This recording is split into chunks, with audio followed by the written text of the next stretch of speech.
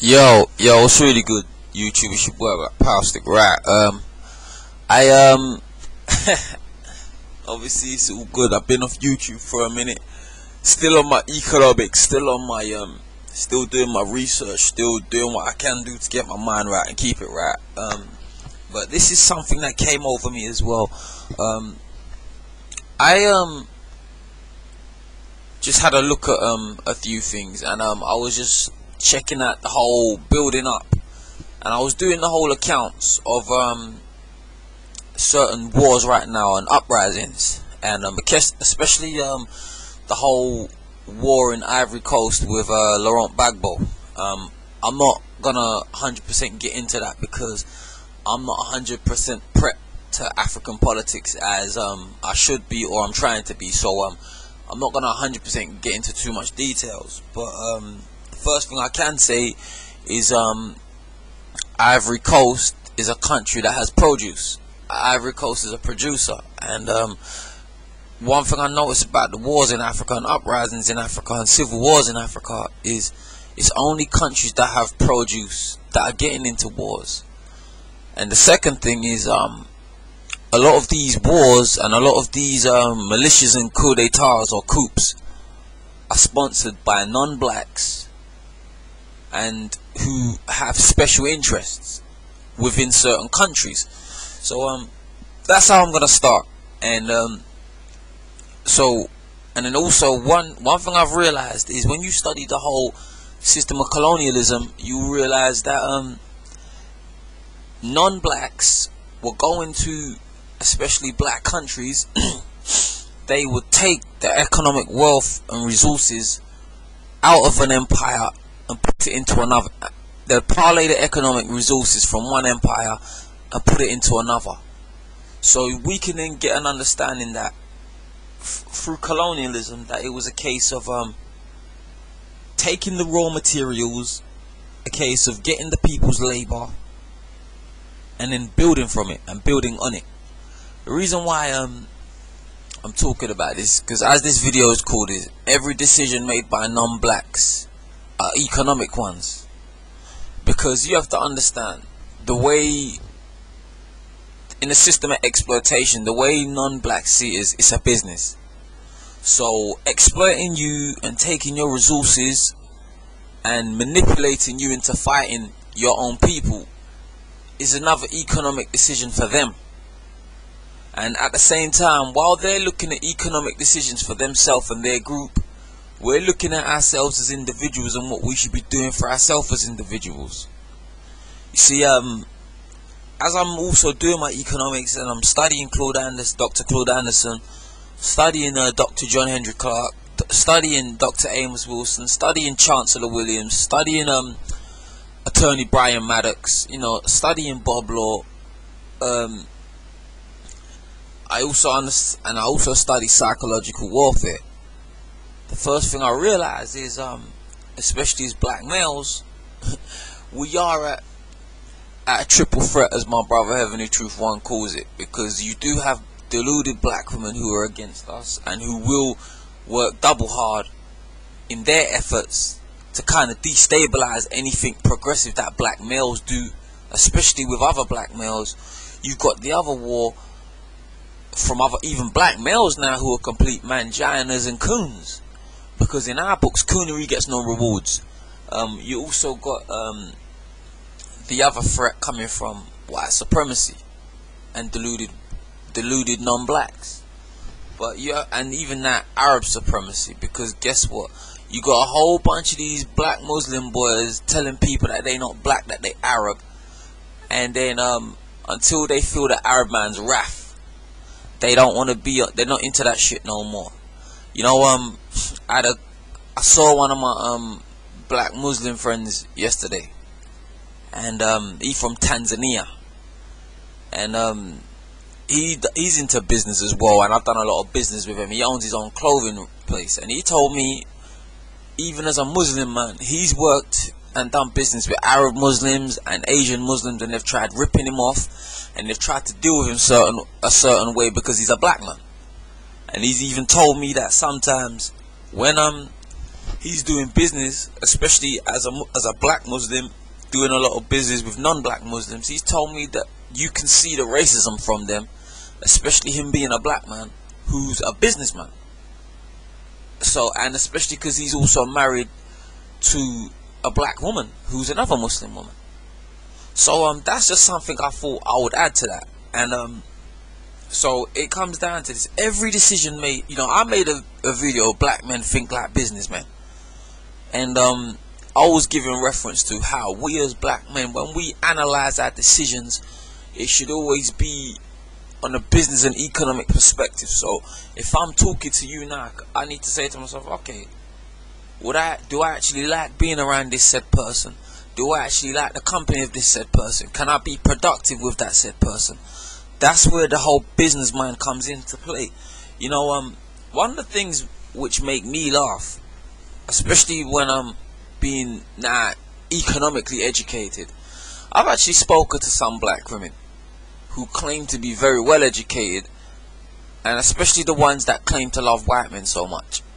You know, I don't even have a problem with them, but this is where my issue is with them.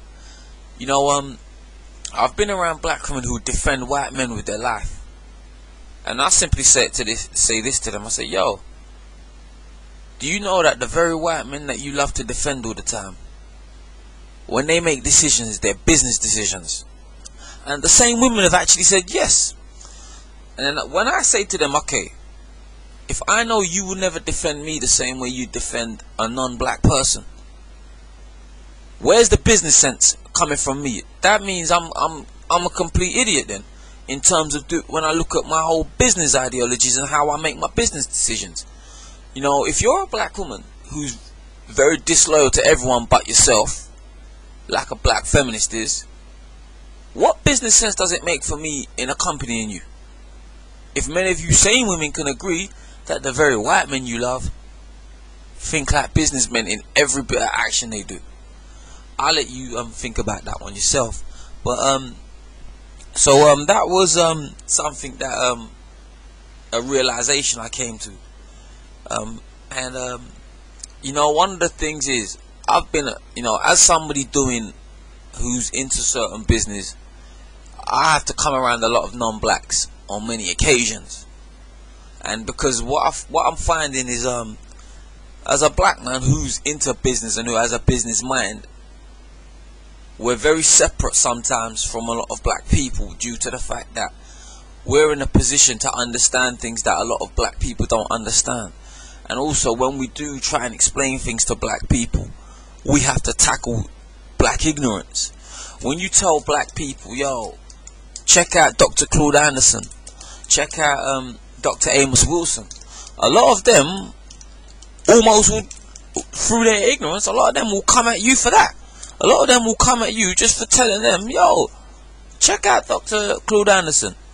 You know, and even right now, I've even had Afrocentrics tell me, well, we need to look at our ancestors. I'm saying, yo, you know, because I got into on my Facebook the other week, I even had a black woman tell me that she's making a documentary about issues black women have to go through.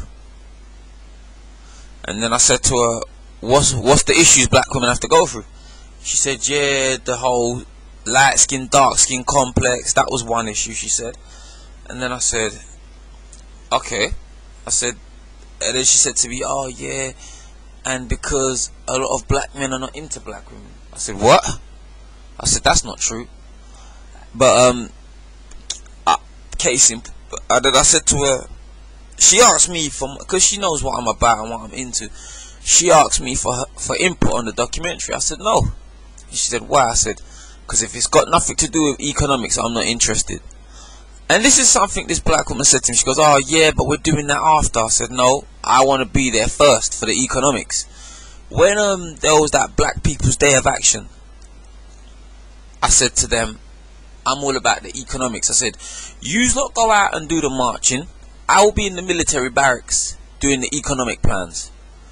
And these Afrocentrics said to me, oh yeah, but we're just gonna march and we're gonna work on economics after. I said, well, when you're ready to work on economics, I'll be there for that. You know, what's funny is I'm getting a lot of these black groups, and I'm getting a lot of these black people. They always keep saying, "Oh, we're working on economics after." And when I say to them, "Yo, phone me when you're ready to do the economic part," they never phone me. You know, they're all on my Facebook, holding up my page with nonsense. And when I say to them, "Yo, hit me up when you're ready to do the economic part," even if I have to control certain things, I'll do it. None of them are there for me.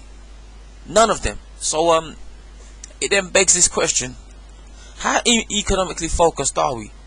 You know, and then what was funny is when I said, this same black woman who asked me about my input for the documentary, she was going to non-blacks for funding for the documentary.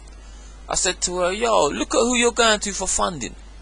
I said, if we had our economics in check, it could be self-funded, and we could actually put some core issues to the whole documentary on what black women have to go through. I said, when you do documentaries on black related issues and it's not sponsored by black people, we have to still tiptoe and kind of buck dance around what we put on our documentaries. And that was what I explained to the lady, and she never got back to me ever since. But you know, that ain't nothing to me, because what I've realized now, especially as a black man, everybody loves to come to black men with intelligence, with their logic, but then anytime black men speak back in such an intelligent and articulate manner, and in a well presented manner, even our own people seem to get this kind of inferior complex towards it, because it's like, according to some of our black folks nowadays, we're not supposed to be intelligent. According to some black folks nowadays, we're not supposed to have our economics intact. According to some black folks nowadays, we ain't supposed to keep it real to what we say. You know, and so these are some core understandings which I've had. You know, I even had a black woman complain to me saying, "Oh, why is it loads of black men are going to university to study business? What we supposed to study?" But that's just a little rant which I felt that I should go on, because we seem to talk about non-blacks a lot, or what white people are doing, or what Asian people are doing, but every decision they make is economic decisions. So if you like to big up what non-blacks are doing so much, why aren't you doing it? Or why aren't you talking to other people who look like you so you could do it with them? You know, a lot of us may have brothers and sisters everywhere. Why aren't we communicating with our brothers and our sisters wherever they may be, all over the world, and getting with them about certain ideas? If you want to pick up what non-blacks are doing, you should be taking the ideas, extracting the ideas, and using it to better yourself. That's what traveling does. You travel places, you learn about how things go when you travel in certain countries and certain cultures. You learn from the cultures, and you use what you've learned to better yourself, and better your family, and better your community. Those are the steps that Malcolm X talked about. So even when you talk about El Haj Malik El Shabazz brother Omar Wali, it makes no sense in talking about him if you are not even about looking after yourself, then your family, then your community. Even when we talk about Marcus Garvey said you can't call yourself a man until you got economic structure. So what's funny is I'm getting a lot of folks talk to me about Marcus Garvey, but then they actually fail to talk about Marcus Garvey acknowledged the importance of economics. So when you're on YouTube debating or talking about bullshit black chicks do, it's not getting us forward. But that's just a little economic rant, man. Anyways, it's your boy BlackPowerstick. Get at me.